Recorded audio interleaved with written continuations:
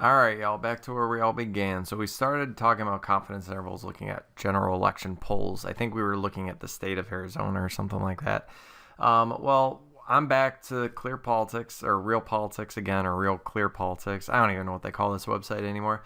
And I'm looking at general election polls, so this is out of the entire country. The latest poll from Emerson College is saying that according to 1,100 registered voters, 53% of them would vote for Joe Biden, and 47% of them would vote for Donald Trump. That obviously puts Biden in a 6-point lead.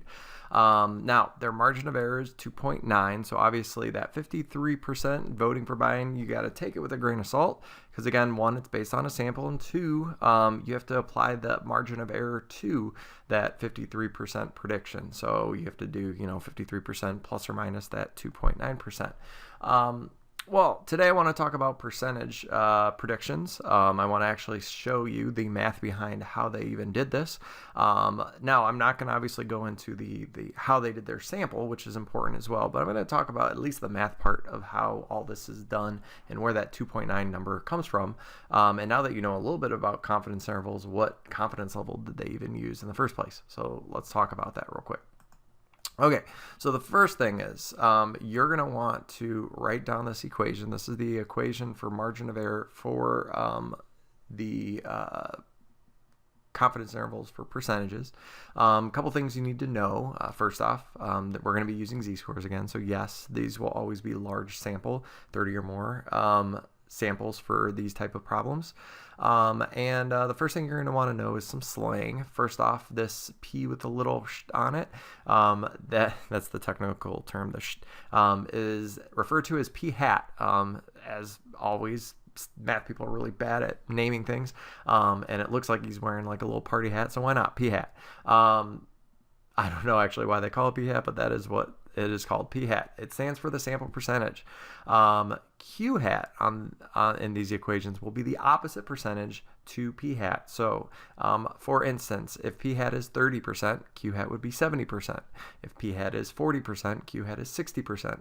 Those two things will always add up to the 100%. Okay, so a quick way of calculating this, if you're using decimals, is, or which you should be, is subtracting P hat from 1, and that's a quick way to get Q. Next, N is your sample size per always, and then Z obviously stands for the z-score that matches the confidence interval, and you should know a little bit again how to use that t-chart that I had given you earlier, looking up those z-scores. And then last but not least, you're going to add and subtract that margin of error to your sample percentage to predict what we like to call in stats the population proportion or percentage, which is just P without the hat. So the not fun version of P. But no, in all reality, that is the actual population percentage. So let's go back to the problem that we were looking at. So again, Emerson College sampled 1,100 registered voters, which is what the RV stands for on that website. If the general election were today, 53% would vote for Joe Biden and 47% would vote for Trump. Using a level of confidence, for instance, of 95%, let's predict the actual percentage of people that would actually vote for Joe Biden. You could do the same procedure for Trump, obviously just slightly different numbers. But here we go. So the percentage, or the sample percentage that we got for this sample would be 53% for Joe Biden. So you would write that number as a decimal, so 0.53. The opposite percentage of 0.53 would be 0.47. And if you guess it, shocker, that's the voting for Donald Trump, the other person. There's only one or two choices, so obviously together that would make up 100% of the vote. The sample size would be 1,100, and then last but not least, the z-score that's associated with the 95% is 1.96, and again, you can find that by looking on the t-table, again, conveniently on the class website, and obviously you would just go to 90% and look right above it. There's the z-score. So anyway, what we're going to do is we're going to plug this into the equation now. So it would look a little something like this. So 1.96 times the square root of the sample percentage times the Q hat, which is the opposite percentage, and then divided by the sample size. Okay. So go take a second, pause, sample, or plug that into a calculator, see what you get. I'm pausing for dramatic effect here. Anyway, the margin of error that I got when I plugged that all in the calculator is 0.029. And if you look back on the website, that is exactly the margin of error that they got. Now, obviously, they wrote it as 2.9 because 0.029 as a percent is 2.9. So if you were wondering what margin of error Emerson College was using, well, they must have been using a 95% level of confidence. Anyway, so the next part, oops, sorry about that. The next part is, sneak peek. I wasn't like hiding anything from you guys. This is just my math work for all these problems. But anyway, the next part is obviously taking that margin of error and adding and subtracting it to your sample percentage. In this case, Joe Biden's sample percentage. So 0.53 minus 0.029, 0.53 plus 0.029, and that gives you the two decimals. Now, clearly, when you write your final answer, when you make your prediction, writing it back as a percent is just nice because people like percents better than decimals.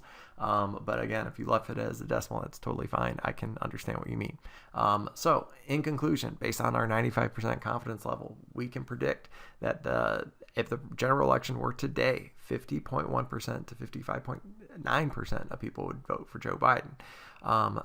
Now, this, if I were Joe Biden's team, looks very, very, very close, very, very narrow, but it is positive for that guy. At least he has a slight lead, according to this poll. Anyway, there's just one example. Let me just go through one other quick example. So example number 2, obviously you guys are starting OCC online today. Good luck with that. I wanted to see the percentage of OCC students that were excited about doing all this classwork online now. And I sampled 560 students because I've been very bored this weekend with not much to do.